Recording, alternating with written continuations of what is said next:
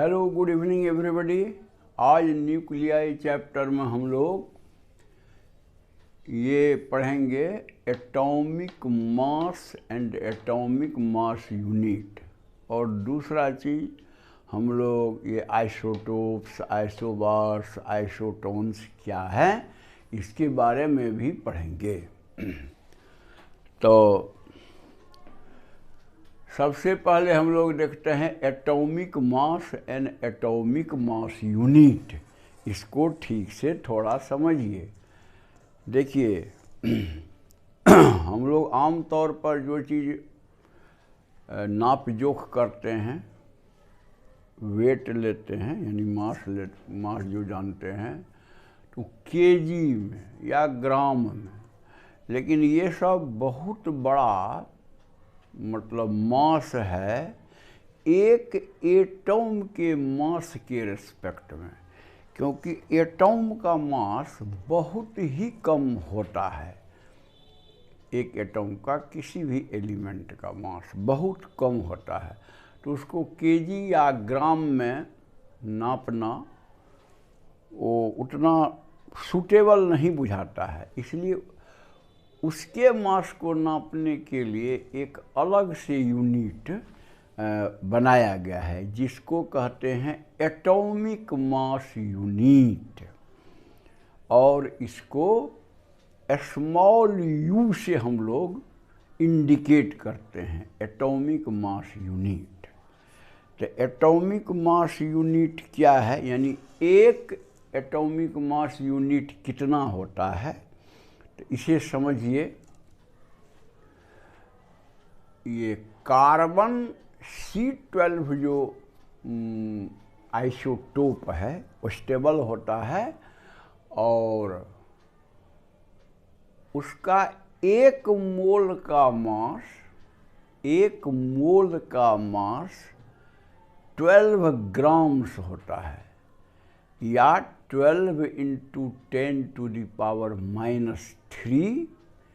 kg एक मोल का। एक मोल में कितना रहता है, मान लीजिए एटम्स या मॉलिक्यूल्स या कोई भी पार्टिकल, हम लोग अभी एटम की बात कर रहे हैं, कार्बन एटम की। तो एक मोल में जितना एवोगाड्रो नंबर होता है उतना ही होता है। एवोगाड्रो नंबर कितना होता है, 6.022 × 10⁻23, यानी इतना 6.022 × 10⁻23 अगर कार्बन C12 का एटम ले लिया जाए और उसको तौल दिया जाए तो वो एग्जैक्टली 12 ग्राम्स होगा। तो हम लोगों का एटॉमिक मास यूनिट किसको मानते हैं, तो कार्बन के एक एटम का जो मास आता है उसका 1/12 यानी 12वां भाग जो होता है, जितना भी मास होता है, उसी को हम लोग एक एटॉमिक मास यूनिट यानी 1U कहते हैं। बात हम समझते हैं, समझ में आ गई होगी कि कार्बन C12 जो होता है, कार्बन C13 भी होता है, कार्बन C14 भी होता है, वो लोग उतना स्टेबल नहीं होते, और ये स्टेबल होते हैं C12।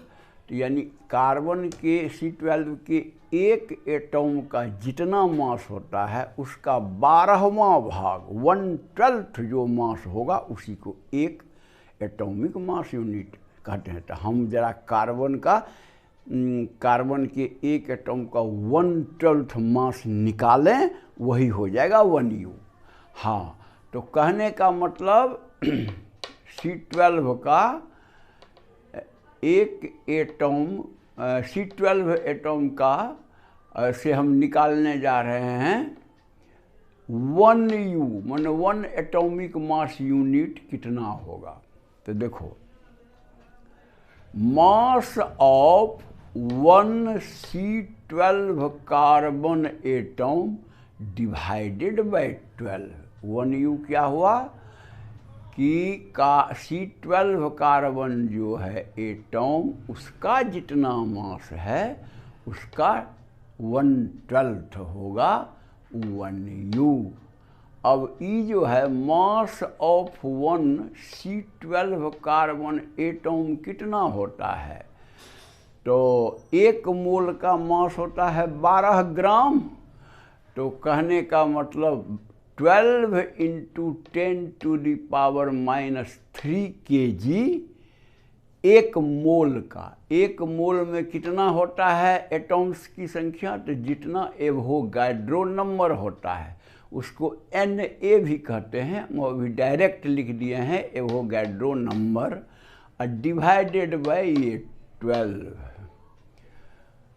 तो आप जो है 10⁻³ डिवाइडेड बाय, हाँ ये 12 में ये 12 कट गया, बचा 10⁻³ डिवाइडेड बाय एवोगाड्रो नंबर। तो एवोगाड्रो नंबर कितना होता है 6.022 × 10⁻23।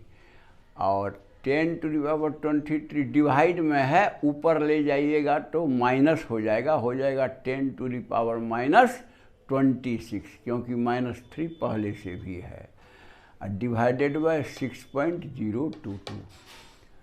इसको कैलकुलेट कीजिएगा तो आता है 1.66059 × 10⁻27 kg, यानी 1 U बराबर होता है इतना kg का। देखिए कितना कम U होता है, 10⁻27 कितना छोटा मतलब मास हुआ। अच्छा, ये कैलकुलेशन हम कैसे किए, तो थोड़ा आप जो नहीं समझते हैं वो जान लीजिए। हम 10 से मल्टीप्लाई ऊपर करते हैं और 10 से डिवाइड कर देते हैं इसको। तो 10 से जो डिवाइड करते हैं उसको ऊपर ले जाते हैं, तो 10⁻⁻1 हुआ और दोनों मिलके 10⁻⁻27 हुआ। और ऊपर वाला जो 10 बचा हुआ है उसको डिवाइड करते हैं 6.022 से, वही आता है 1.66059 × 10⁻⁻27 किलोग्राम, यानी एक एटॉमिक मास यूनिट 1 U बराबर होता है इतना। इसे याद रखिए, इट्स वेरी इंपॉर्टेंट। अच्छा, एटॉमिक मास यूनिट के टर्म में अगर हम इलेक्ट्रॉन, प्रोटॉन, न्यूट्रॉन का मास लिखें तो देखिए ये होगा इलेक्ट्रॉन का मास 0.00055 U। U को आप इतना kg मानते हैं, अगर उससे मल्टीप्लाई कर दीजिएगा तो आपको इलेक्ट्रॉन का मास kg में निकल जाएगा। लेकिन ये U में याद रखने में बहुत ही सुविधा होती है। उसी तरह दूसरा नंबर है प्रोटॉन का। प्रोटॉन का होता है 1.00727 U। और ये हो गया आपको न्यूट्रॉन का, थोड़ा सा प्रोटॉन से ज़्यादा होता है न्यूट्रॉन का, 1.00866 U रेस्पेक्टिवली। यानी इलेक्ट्रॉन का ये, प्रोटॉन का ये एंड न्यूट्रॉन का ये आपको U के टर्म में, एटॉमिक मास यूनिट के टर्म में। तो मैं समझता हूँ कि ये बात आपको क्लियर हो गई होगी कि एटॉमिक मास यूनिट क्या चीज़ है और क्या इसका ज़रूरी था।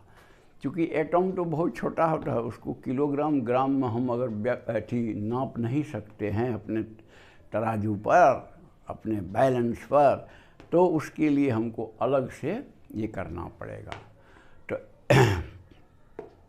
एटॉम का मास जो है वो मास स्पेक्ट्रोमीटर से आपको बहुत करेक्ट आता है, मास स्पेक्ट्रोमीटर से। अच्छा, अब आइए हम लोग थोड़ा सा आइसोटोप्स, आइसोबार्स एंड आइसोटोन्स को जाने क्या होता है। तो देखिए एक ही आइसोटोप के बारे में कह रहे हैं, एक ही एलिमेंट का ये केमिक 2-3 तरह का मतलब जो एटॉम होता है, तो जिसका कि केमिकल प्रॉपर्टी तो सेम होता है, इसका मतलब एटॉमिक नंबर Z जो है वो सेम होता है, लेकिन मास नंबर डिफरेंट होता है।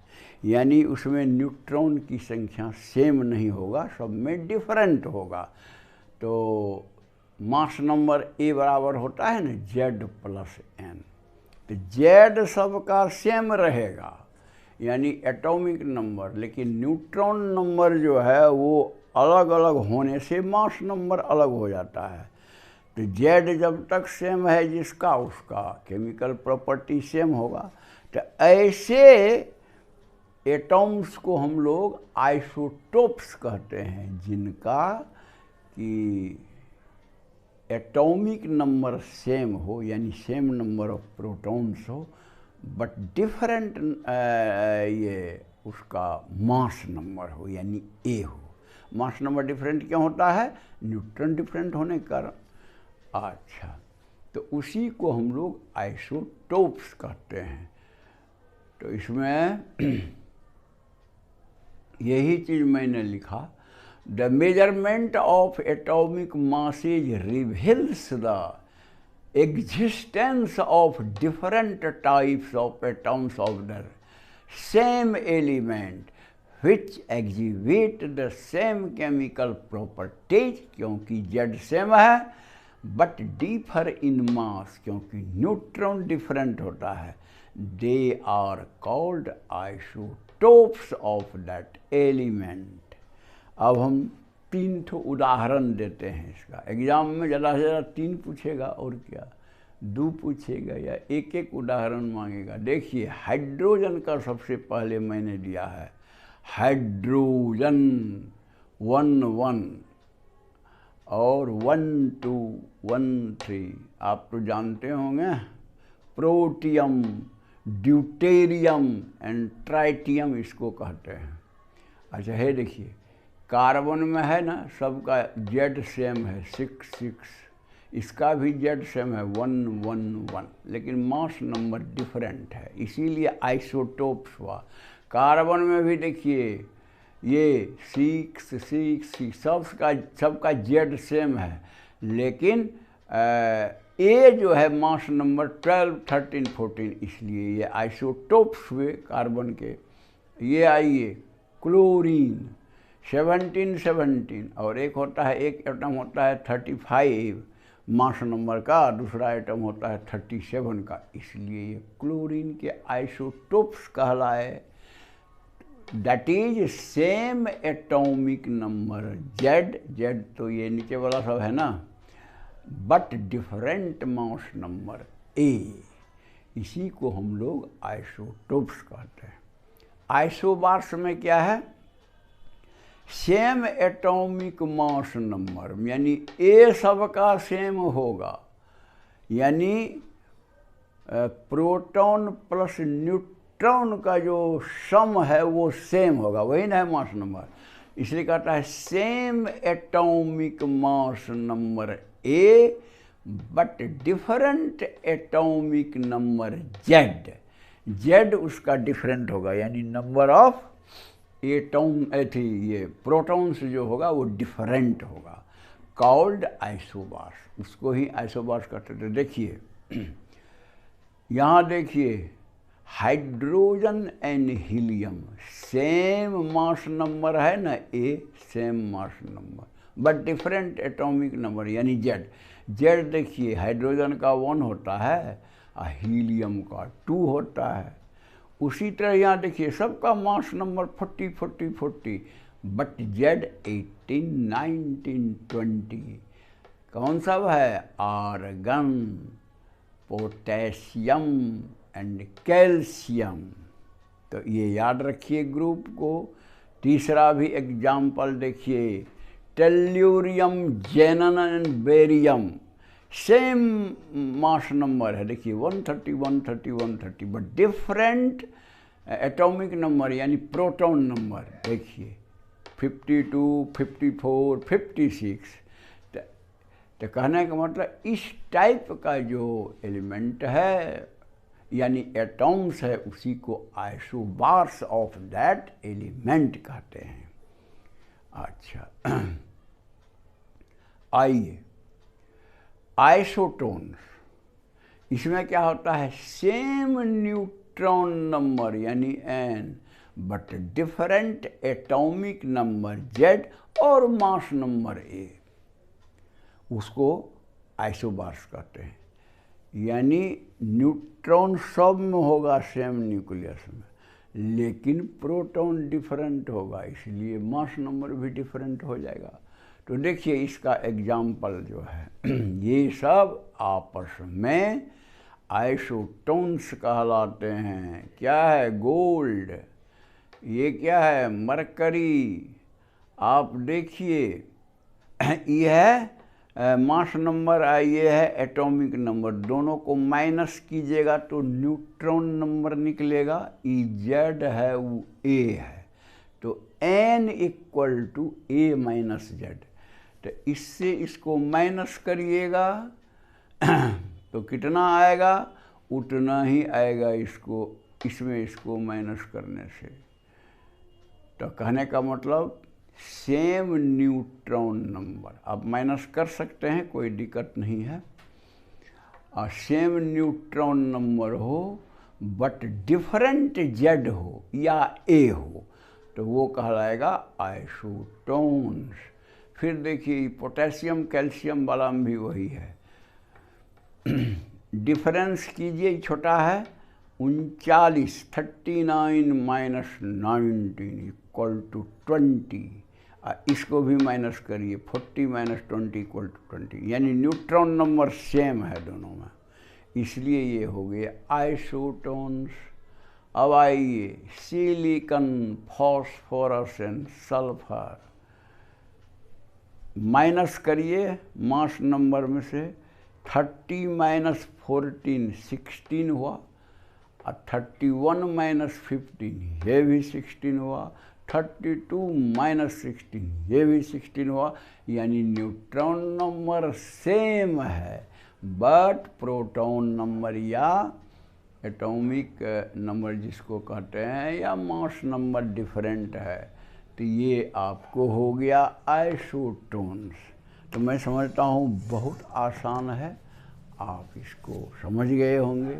एक आध बार वीडियो देख के नोट वोट बना लीजिए, बड़ा बढ़िया रहेगा। सारा एग्जाम्पल आपको एग्जाम में पूछेगा, 2 ठो आइसोटोन्स का एग्जाम्पल दीजिए, 2 ठो आइसोटोप का दीजिए, 3 ठो आइसोबार्स का दीजिए, तो वो आप थोड़ा याद रखिएगा और आपको ठीक होगा। तो मैं समझता हूँ कि आप इसे पसंद करेंगे। अगर पसंद करेंगे तो आप लाइक कर दीजिएगा, और जो आदमी सब्सक्राइब नहीं किए हैं लेकिन वीडियो देखते हैं तो प्लीज़ सब्सक्राइब कर दीजिएगा, ताकि हमारा भी कुछ मोटिवेशन बढ़ेगा। और दूसरे को मदद करना है तो आप व्हाट्सएप से एकदम धड़ल्ले से उसको शेयर कीजिए, ताकि और बच्चे भी पढ़े जो मान लीजिए कोई ट्यूशन कोचिंग नहीं कर सकते हैं, तो उनके लिए भी बहुत फ़ायदेमंद होगा। That's all, thank you.